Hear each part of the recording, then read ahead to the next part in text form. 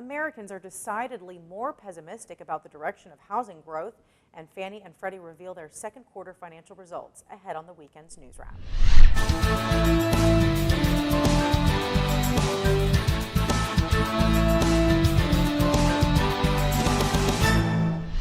Fannie Mae's latest national housing survey found housing sentiment among U.S. consumers was down last month compared to other recent measures, with fewer respondents expecting continued growth.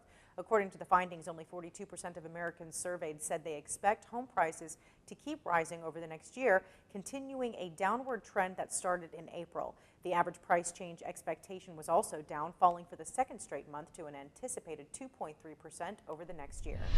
Despite those setbacks, Fannie Mae noted a few positive signs in its report, pointing to the closing gap between the number of those saying now is a good time to buy a home versus those saying it's a good time to sell, a sign of an improving balance in supply and demand.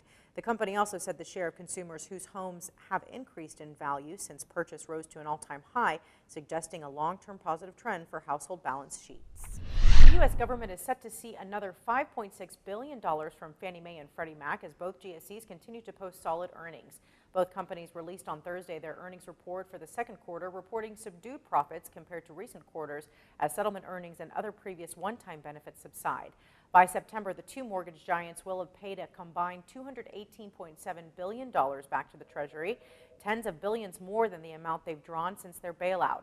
How long those payments will continue is still undecided as policymakers from Congress to the White House push to reform the secondary market and bring in more private capital. You can check out these stories and all the latest happenings in the industry right here on our site. Thanks for joining us. We'll see you again on Monday here at the MReport.com, your source for the latest news and strategies in the evolving mortgage market.